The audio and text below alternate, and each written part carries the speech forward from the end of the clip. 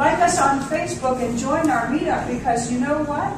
In addition to the newsletter, which goes to 250 people, we have over 315 in our meetup, and then I have no idea how many we have on Facebook.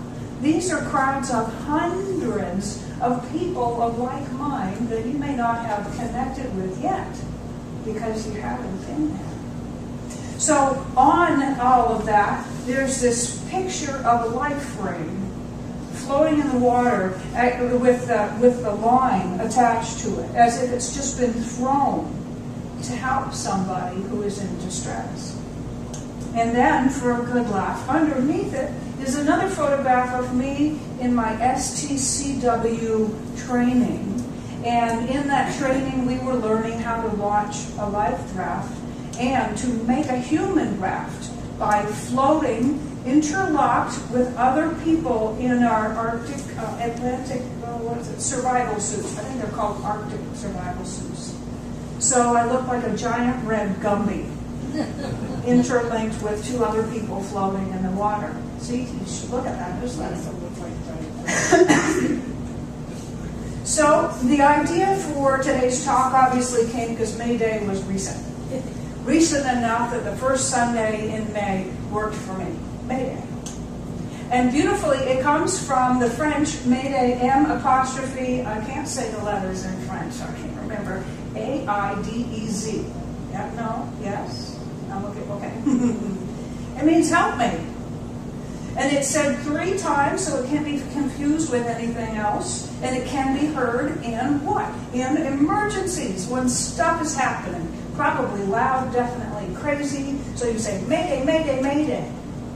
And then what happens is, if you are a witness to that call, and you do not hear a response within about 2.5 minutes, your obligation, having witnessed it, is to relay that call for help until help arrives. So that's part of how people are present for one another out on the sea. So Mayday, Mayday, Mayday. It is a distress call. Indeed, calls for help in our lives take many forms, and all of them do what? They get our attention. So today's topic really is about this idea that emergencies give us opportunities to emerge. That emergencies provide us with opportunities to emerge.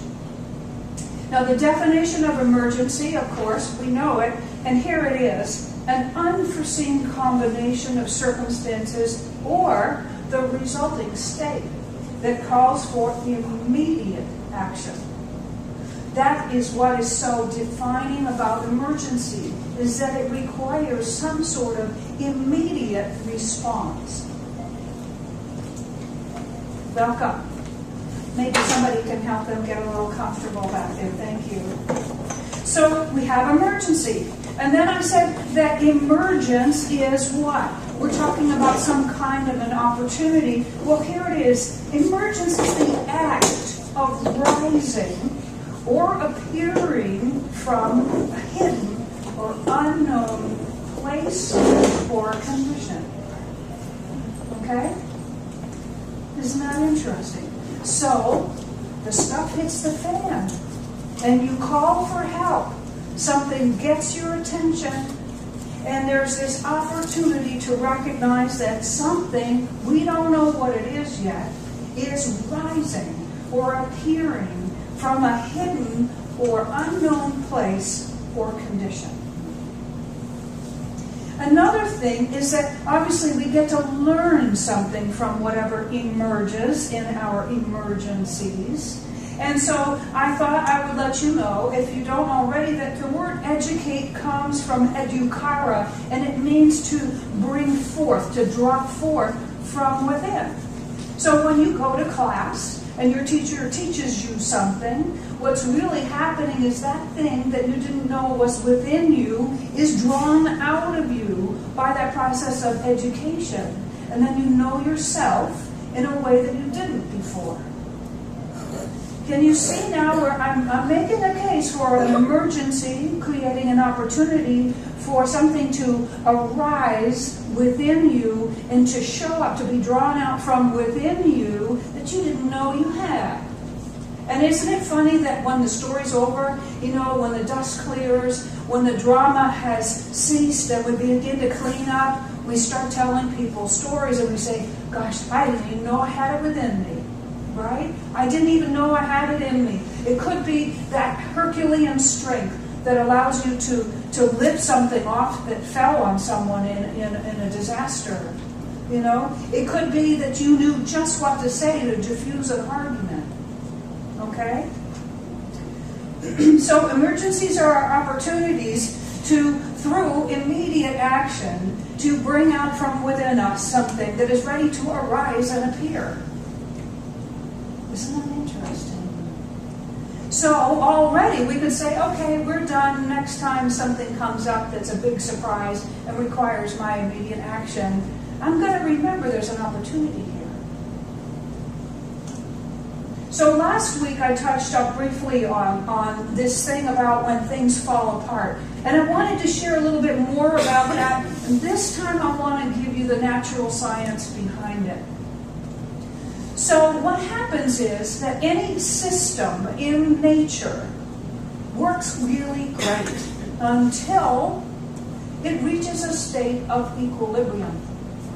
And when a system in nature reaches a state of equilibrium, it has accessed and utilized every possibility available to it in that form. Right? Now what?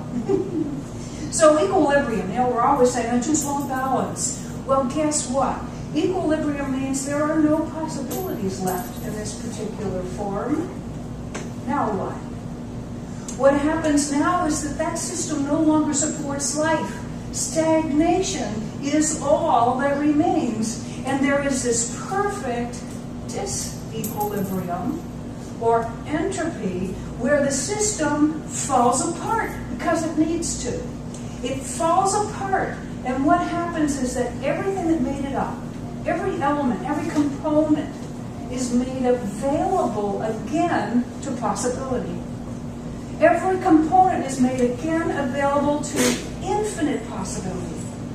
Because, of course, that system, whatever it was, had limits. So, guess what? This is the next blessing, if you will.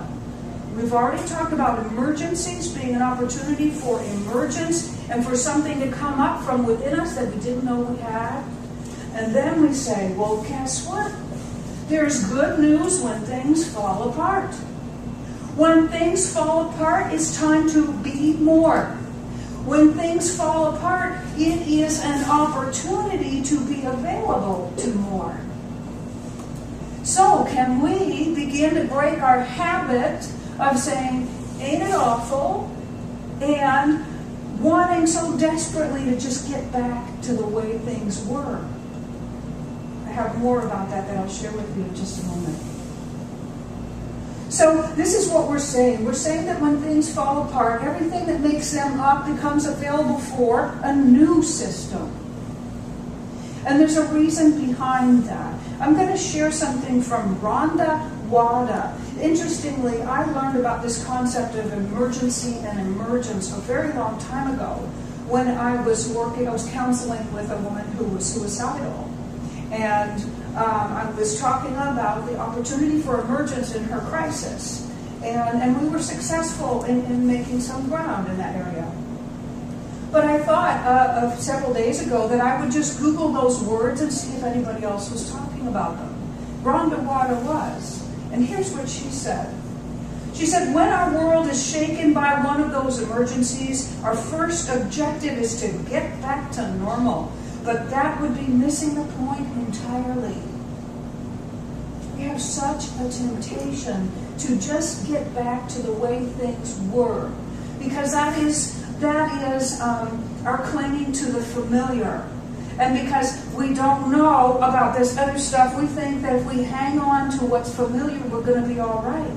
But when emergency strikes, when things fall apart, we can no longer rely on that system to support us because something new is ready to emerge. You see, this is individual and collective at the same time. Okay, she continues by saying this. Life simply will not support you in getting back to where you were because that was never its motive. What was intended was to pull you forward and lead you to a new emergence. Isn't that amazing? I just love that. So understanding the nature of emergence and emergencies and this idea that we're supposed to rather get back to normal, be open to something new that we didn't even know was possible inside of us, no less. It changes the tone yet again. Anybody do the 21-day meditation challenges at all? Again, I recommend it. You can see who hangs out on the internet. I highly recommend that. Now, there isn't one going on right now, but you can get the recordings for a very reasonable price for a download. So here's what Deepak Chopra said on one day recently about this. He said that when challenge strikes, remember this. This is a mantra. I turn unpredictability into creative possibility. So we can remember that when things look very messed up and they seem to be unpredictable, we can count on the fact that more possibility is available. Now, it's not that someone just sort of like the feds printed more possibility notes. It's not like that. It's that possibility is infinite all the time. However, when we are fixated on one way of thinking and feeling and being and doing our day and doing our relationships and doing our stuff, none of that is visible to us. So when we are blessed with something falling apart in our lives, guess what happens? We are cracked open and we are made available to other possibilities. We are practically forced to look at them. There's a beautiful card by this woman. I'm going to say a word that shouldn't be on tape, but there's a woman in North Carolina whose name is Diane English, and she has a card company that she has created with her artwork. It's called the Great Cosmic Happy ASS Card Company. Okay? And she has a card with a beautiful illustration that says, "Blessed are the cracked, for they shall let in the light." Okay? So, we have all that. We can remember that unpredictability equals possibility.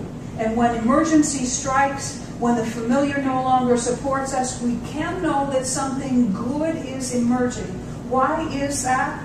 If you haven't heard this yet, or if you haven't heard it lately, the truth of the matter is that if all is God, all is good, everything is made in God's image and likeness, and there is nothing else, then whatever it is that's emerging must be good.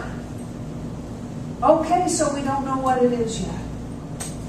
This is an opportunity to be in a place of faith, to be in a place of trust, to be in a place of confidence which we initially manufacture willingly, just based on the belief that everything is good. We say, okay, it's all good, so what's the line? There's a pony in here somewhere, okay? Look for the good and praise it.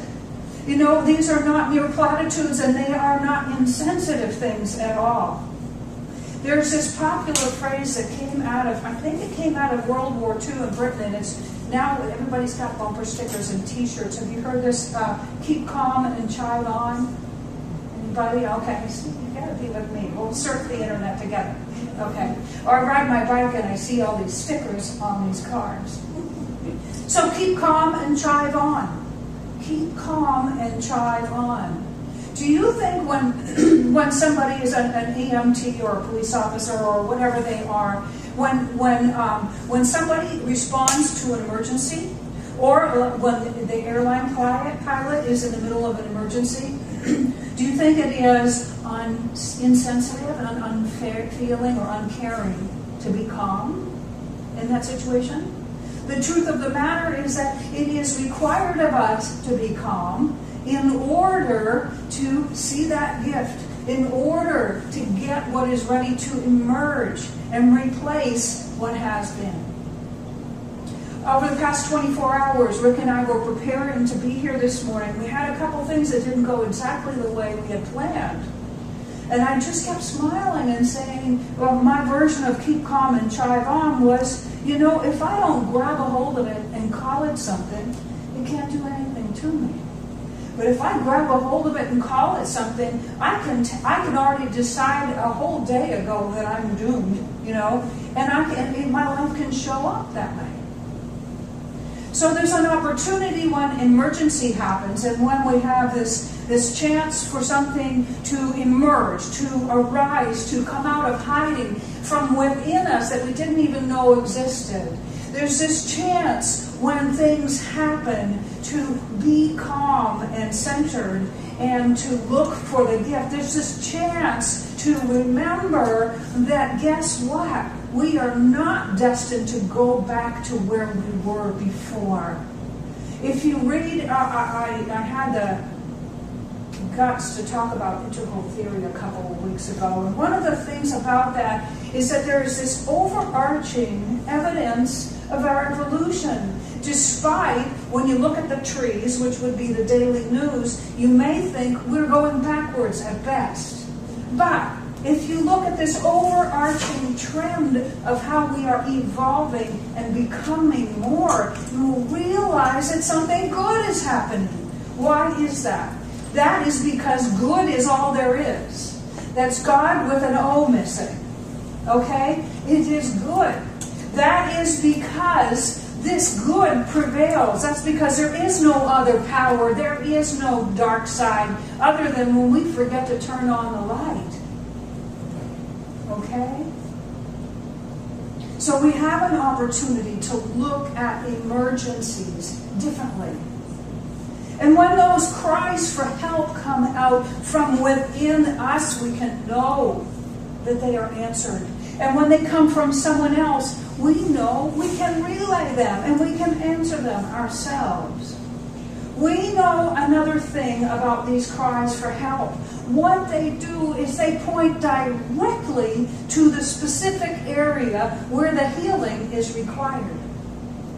If you recall, and I don't know, I don't remember this, but if you recall learning about the ouch of a hot flame when you were a child, you remember that you just pulled back and yelled something. That's a natural response.